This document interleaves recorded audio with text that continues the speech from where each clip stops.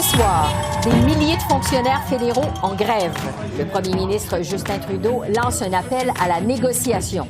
La présidente du Conseil du Trésor, Mona Fortier, est avec nous. Jusqu'où sont prêts à aller les syndiqués? On reçoit Yvon Barrière, vice-président exécutif régional de l'Alliance de la fonction publique. Un groupe de scientifiques presse Ottawa d'adopter le projet de loi C-27. On fait le point avec Yoshua Bengio, sommité en matière d'intelligence artificielle. Bonsoir, Mesdames, Messieurs. Au premier jour de la grève des fonctionnaires fédéraux, le premier ministre Justin Trudeau a appelé les partis à poursuivre les négociations. Ottawa écarte pour le moment le recours à une loi spéciale pour forcer les grévistes à reprendre leur travail.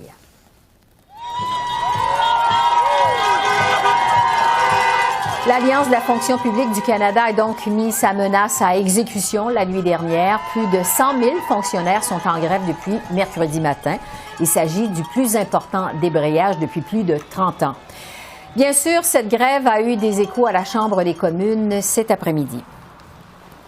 Et quand les conservateurs étaient au pouvoir, il n'y a pas eu de grève générale et le gouvernement coûtait un tiers de moins. Mais maintenant, Monsieur le Président, c'est un échec d'augmenter le coût de la bureaucratie de 50 %. C'est un échec d'avoir une grève de 150 000 travailleurs, mais c'est une incompétence incroyable que le Premier ministre a accomplie en faisant les deux en même temps. Comment le Premier ministre va-t-il réparer le dommage qu'il a causé à notre gouvernement et à nos contribuables? Bravo! Le très honorable Premier ministre. Président, les Canadiens continuent de compter sur les services livrés par le gouvernement fédéral. C'est pour ça que nous sommes en train d'encourager tout le monde de rester à la table de négociation parce que c'est là qu'on va recevoir les résultats nécessaires. On va toujours être là pour s'assurer que les Canadiens reçoivent les services nécessaires, mais on va aussi être là, contrairement aux conservateurs, pour défendre les principes syndicaux, pour défendre le droit aux gens à négocier des conventions collectives et on va continuer de faire le travail à la table de négociation. Monsieur le Président, je me rappelle du moment où j'ai été élu en 2011. Les conservateurs venaient d'imposer une loi spéciale contre les postiers et les postières. C'est quand même fou. 12 ans plus tard, un gouvernement libéral menace de se comporter comme les conservateurs. Au NPD, c'est clair, on va toujours être du bord des travailleurs puis des travailleuses. Est-ce que le premier ministre va faire un conservateur de lui-même puis imposer une loi spéciale ou bien il va vouloir négocier une bonne entente pour tous ceux et celles qui ont répondu à l'appel pendant la pandémie? Là-dessus, je retrouve la présidente du Conseil du Trésor, Mona Fortier. Bonsoir, Madame Fortier. Bonsoir. Parlons d'abord des impacts de cette grève. C'est la période des impôts, les vacances approchent. On sait qu'il va y avoir de nombreuses demandes pour les passeports. À quoi les Canadiens peuvent s'attendre comme impact direct sur leurs services? Non, premièrement, merci de me recevoir aujourd'hui.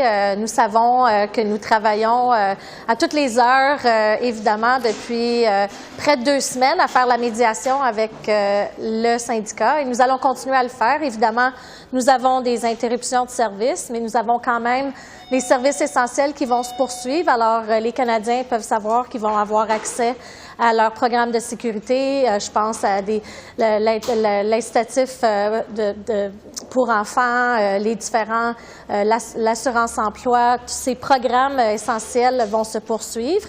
Il y a certains programmes, évidemment, qui vont être touchés et il va falloir être patient, mais les Canadiens doivent savoir qu'on travaille très fort à la table parce qu'on sait que l'important, c'est de trouver une entente qui est compétitive, qui est juste pour les travailleurs, mais aussi raisonnable pour les Canadiens. Vous dites que les Canadiens vont justement devoir être patients. Est-ce que la grève pourrait retarder les remboursements d'impôts, par exemple, pour être très concret, là? Bien, écoutez, évidemment, vous devez savoir que c'est l'Agence du revenu du Canada avec la ministre Le Boutillier qui est responsable, mais je l'entendais aujourd'hui partager le fait que et si vous faites des demandes qui sont en ligne au niveau numérisé, il n'y aurait pas de problème, mais c'est surtout ceux et celles qui vont remettre leur rapport d'impôt en papier, qu'il pourrait y avoir des retards. Donc, il va falloir regarder en ligne. J'invite les Canadiens à voir comment les services vont être touchés. ce qu'on fait, puis je veux rassurer le fait qu'on veut essayer, évidemment, de mettre tous nos efforts pour arriver à une entente le plus vite possible afin de poursuivre tous les services au pays. Bon, parlons justement du cœur de ce conflit. Les fonctionnaires sont sans contrat de travail depuis 2021. Il y a encore plusieurs points qui achoppent à la table des négociations, selon le syndicat, notamment la question des salaires. Le syndicat demande une augmentation de 13,5 sur 3 ans. Vous offrez, le gouvernement, 9 sur 3 ans de votre côté. Est-ce que votre gouvernement prend en compte la hausse du coût de la vie dans son offre? Bien, écoutez, une des choses que je voulais au moins que tout le monde soit au courant, c'est qu'on a tablé notre première offre l'an dernier et le syndicat est sorti de la table et sont revenus en médiation il y a 2 semaines. Et là, on a présenté la recommandation de la Commission d'intérêt public qui disait que 9 était l'objectif qui devait être atteint à la table de négociation. Et ça, c'est ce qui est offert présentement sur la table. Ouais. Et on pense évidemment que c'est un montant qui est raisonnable, qui est juste pour les travailleurs. Et évidemment, on va continuer à avoir des conversations, mais je vous dirais que ça va soutenir évidemment le climat économique qu'il y a présentement. Parce que le syndicat dit non à l'offre de 9 Est-ce que votre gouvernement a les moyens d'offrir davantage alors qu'on se dirige peut-être vers une récession? On sait qu'il y a beaucoup d'incertitudes économiques. Est-ce que vous avez une marge de manœuvre pour bonifier votre offre? Mais moi, j'ai reçu un mandat, évidemment, du premier ministre et de la ministre des Finances. On travaille à l'intérieur de cette offre-là. Je ne peux pas aller dans les détails, évidemment, mais je peux vous dire que ce qu'il y a sur la table présentement, c'est une entente qui est juste, qui est raisonnable et même compétitive.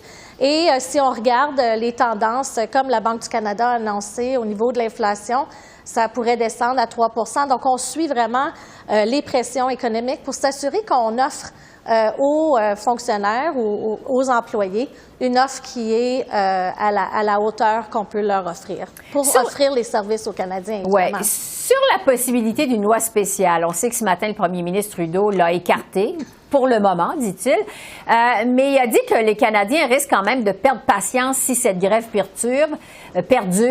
On sait que vous êtes confiant d'en arriver rapidement à une entente.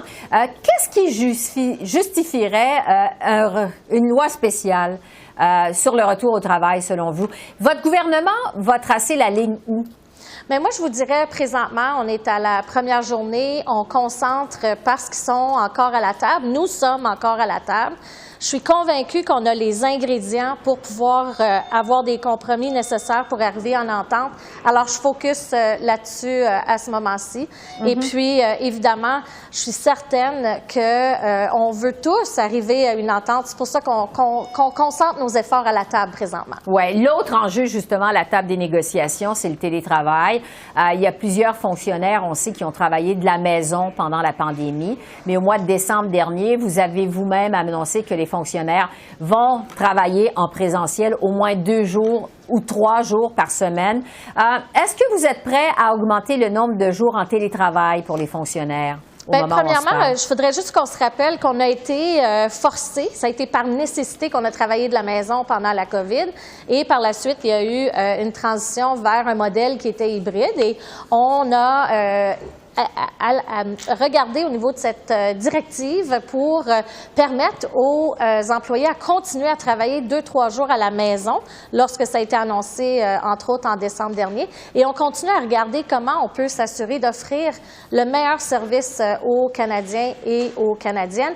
Et le télétravail, c'est quelque chose qu'on va continuer à offrir à 2-3 jours par semaine qu'on va pouvoir travailler à la maison. Et puis, s'assurer, évidemment, qu'on puisse mettre sur la conversation se passe à la table présentement au sujet du télétravail. Oui, mais pour le moment, les négociations achoppent sur le télétravail. Est-ce qu'il y a de l'ouverture de la part du gouvernement de ce côté-là? Il y a plusieurs discussions qui se passent présentement et plusieurs discussions dont le télétravail. On va continuer, puis on pourra rapporter lorsqu'on va avoir une entente quelle forme que ça va prendre. Vous avez dit à plusieurs reprises aujourd'hui et pendant cette entrevue que vous êtes optimiste de voir les pourparlers progresser. Vous avez même dit que vous êtes convaincu qu'il va y avoir une entente rapidement. Qu'est-ce qui vous rend si optimiste? Bien, je pense qu'on a tous, les deux parties, un principe. dont nous sommes d'accord et en commun. On veut servir les Canadiens. Alors de là, je pense qu'on a une possibilité de démontrer que les fonctionnaires ont travaillé très fort, surtout, entre autres, pendant la pandémie, et on amène, nous, une offre qui permet de démontrer que ce travail est reconnu, tout en étant évidemment raisonnable pour les contribuables, pour les Canadiens.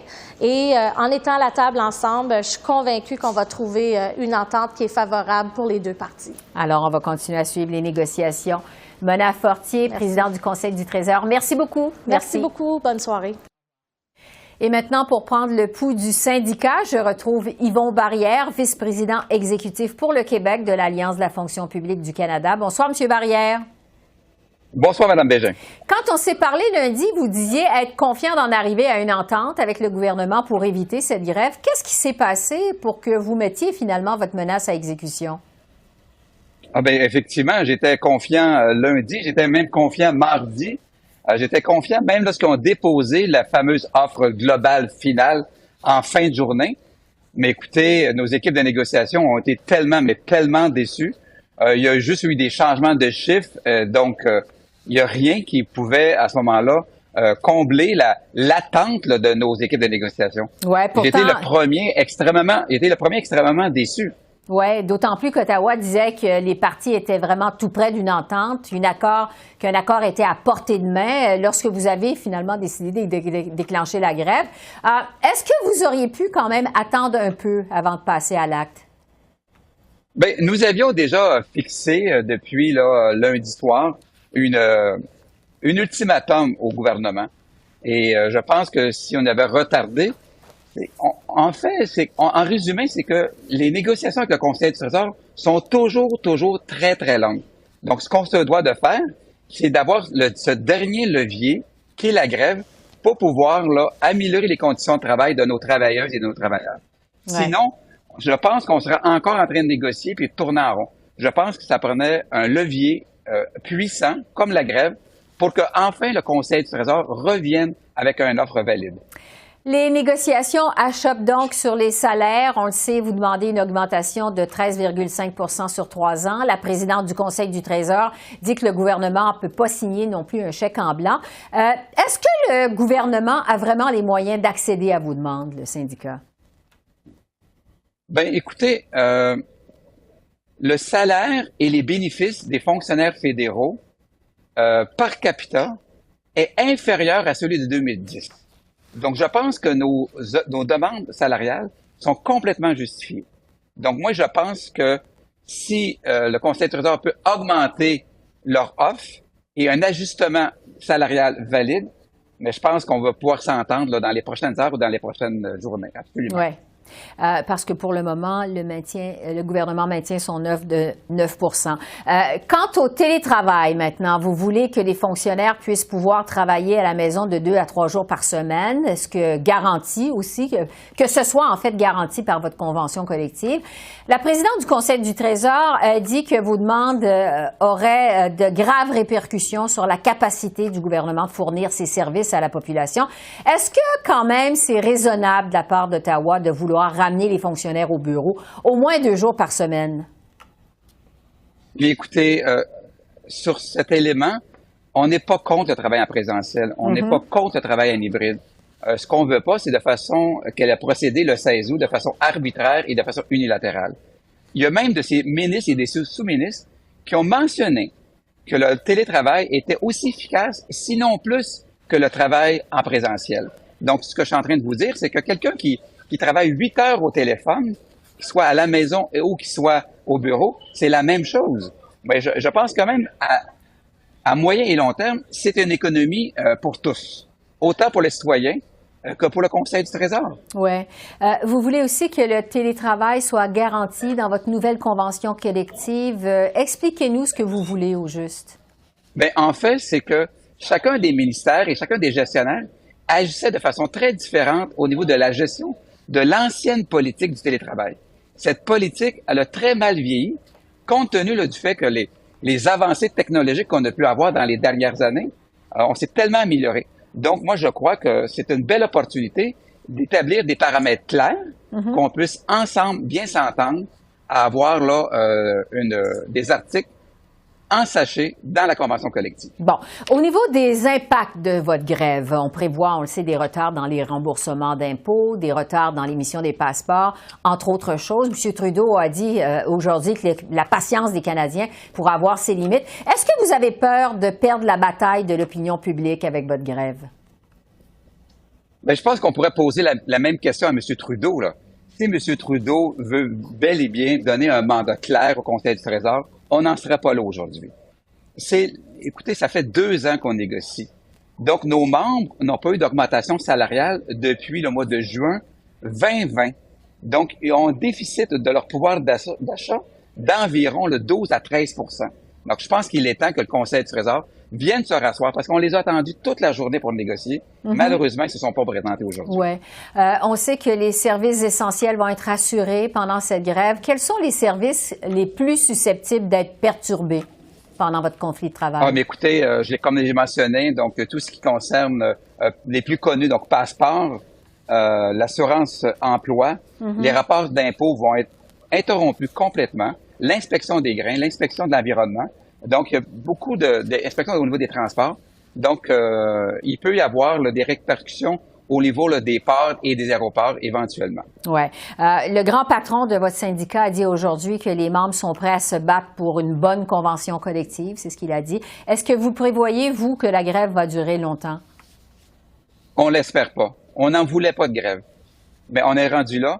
Et si ça prend une semaine, ça va prendre une semaine. Si ça prend un mois, ça va prendre un mois. Oui, parce que la présidente du Conseil du Trésor, on l'a entendu il y a un instant, semble, elle, très optimiste, très confiante dans l'arrivée à une entente, mais rapidement. Est-ce que vous partagez son optimisme?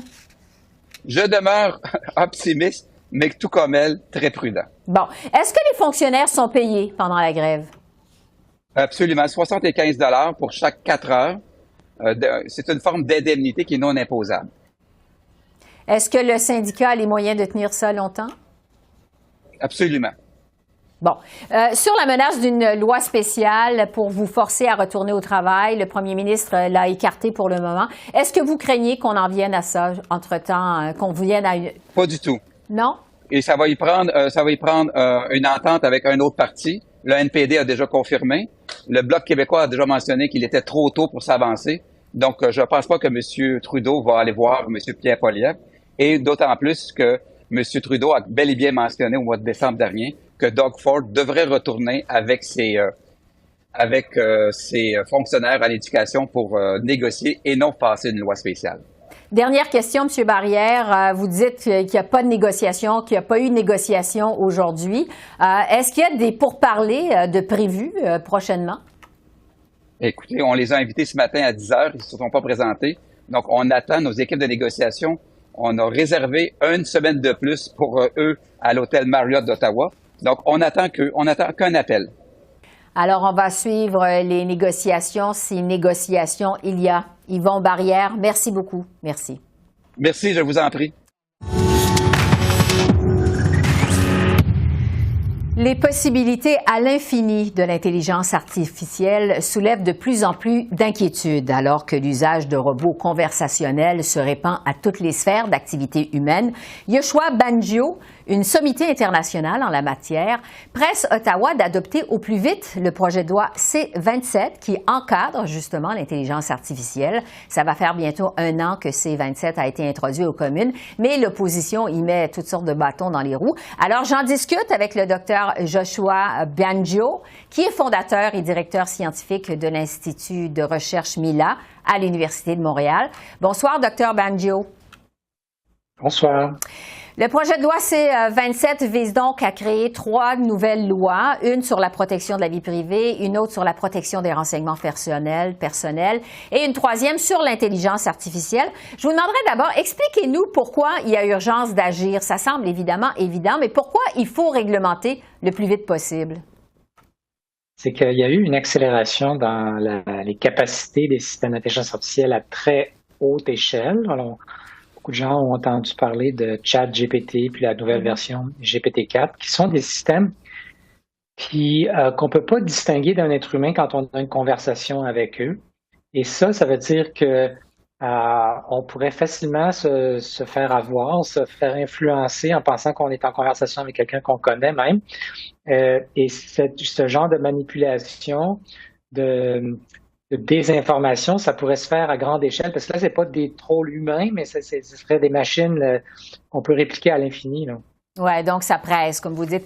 C-27 est présentement à l'étape de la deuxième lecture. Les conservateurs retardent son étude parce qu'il ratisse trop large. Je le disais d'entrée de jeu, il y a quand même 3 lois qui seraient créées par C-27.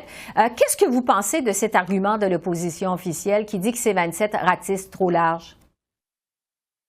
Écoutez, là, vous me posez une question sur la procédure législative, ce qui n'est pas mon domaine. Mais ce que je peux vous dire, c'est que pour la partie intelligence artificielle que je connais mieux, c'est vraiment important qu'on agisse rapidement parce que même une fois qu'on a passé la loi, elle n'est pas encore effective. Il y a tout un processus de consultation et de mise en place de la réglementation.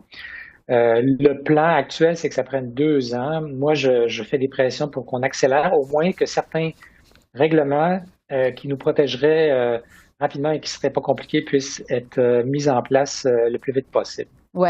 Vous signez une lettre dans la presse d'aujourd'hui avec des collègues pour presser justement le gouvernement d'adopter C-27 le plus vite possible. Est-ce que vous avez espoir que ce soit adopté avant la pause estivale?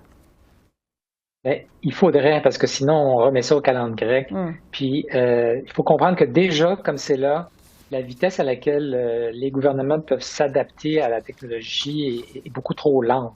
Donc, on doit mettre toutes les chances de notre côté là, pour pouvoir encadrer quelque chose qui est à la fois très, très utile et qu'on veut voir se développer plus au Canada, mais pour que ça se fasse bien, dans le respect des Canadiens, de nos valeurs, et qu'on évite les risques qui sont associés. Donc, je parlais de risques à la démocratie, mais aussi on peut penser aux fraudes, à la cybersécurité, aux dangers de discrimination, etc., qui ont été soulevés. Ben, il faut s'y mettre tout de suite. Et puis, le plus on retarde, le plus on met en péril le bien-être des Canadiens. Oui, évidemment, ces enjeux-là, ça préoccupe finalement le monde entier. Vous avez dit en entrevue ce week-end dans la presse que les parlementaires doivent s'élever au-dessus de la partisanerie. Est-ce que C-27 pourrait devenir justement une référence sur la scène internationale, un exemple à suivre dans le monde? Oui, absolument. Je pense qu'il y a une caractéristique très, très pertinente de la loi qui est proposée pour l'intelligence artificielle, qui est ce qu'on appelle une loi basée sur les principes. C'est-à-dire que au lieu d'avoir tous les détails de ce qui est permis et ce qui n'est pas permis dans la loi, on retrouve des principes éthiques de protection, d'éviter les dommages, etc. Et d'avoir à se préparer, de devoir documenter du côté des entreprises pour s'assurer qu'ils font le maximum pour protéger le public. Et les détails sont laissés à la réglementation. Pourquoi c'est important de faire ça comme ça? Parce que la technologie évolue très vite. Puis s'il faut changer de loi à tous les ans ou tous les 2 ans, on n'y arrivera pas. On ne pourra pas suivre. C'est trop lent, le processus législatif. Il faut donc mettre ça entre les mains des spécialistes, des fonctionnaires qui vont pouvoir réagir au fur et à mesure qu'il y a des nouvelles applications de l'intelligence artificielle qu'on n'avait pas envisagées et qu'il faut adapter les règlements. Et ça peut se faire assez vite. Mm-hmm. On verra si C-27, justement, va être adopté avant la pause estivale.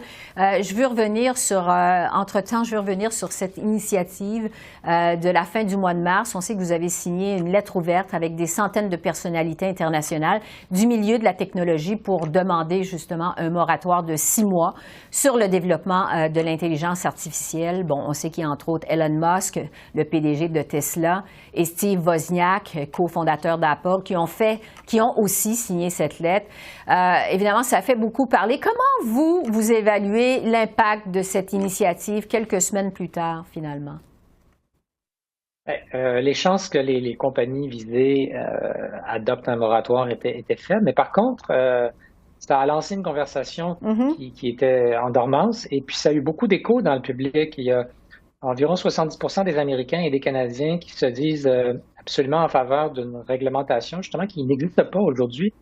Le fait qu'on ait cette discussion aujourd'hui et les nombreux médias dans lesquels je suis intervenu, ici au Canada, mais aussi à l'international, ça démontre qu'il y a une inquiétude dans le public qui est justifiée parce que il faut absolument un encadrement éthique autour de ces technologies qui sont très puissantes. C'est des choses qui peuvent être à la fois extrêmement bénéfiques et dangereuses. Donc, c'est vraiment nécessaire que les gouvernements s'en occupent. Ouais. Et je crois que la démarche de cette lettre a brassé un peu la cage. C'est ce qu'il faut, parce qu'il faut qu'il y ait plus de conscientisation du public pour que les choses bougent. Oui, ça a éveillé les consciences, comme on dit. Dr Yoshua Bengio, merci beaucoup. Merci. Plaisir. Enfin, on a appris aujourd'hui que la belle-sœur du ministre Dominique Leblanc a démissionné de son poste de commissaire à l'éthique par intérim. Cette démission survient une journée après qu'un comité de la Chambre des communes ait accepté d'enquêter sur sa nomination. Martine Richard, qui travaille au commissariat en tant qu'avocate depuis 2013, avait accédé à ce poste le mois dernier pour un mandat de 6 mois. Madame Richard est donc la belle-sœur du ministre des Affaires intergouvernementales, Dominique Leblanc, qui a été reconnu coupable d'avoir enfreint les règles sur les conflits d'intérêts en 2013 pour avoir approuvé un permis de pêche lucratif pour un membre de la famille alors qu'il était ministre des Pêches. Mardi, le comité de l'accès à l'information, de la protection des renseignements personnels et de l'éthique avait accepté d'étudier donc la nomination de Madame Richard au cours de 3 journées d'audience. Elle avait été invitée à y témoigner, de même que le ministre Leblanc. Alors voilà, c'est comme ça qu'on a vu l'essentiel de l'actualité de ce mercredi 19 avril sur la colline parlementaire à Ottawa. Esther Bégin qui vous remercie d'être à l'antenne de CEPAC, la chaîne d'affaires publiques par câble. Je vous souhaite une excellente fin de soirée et je vous dis à demain. Au revoir.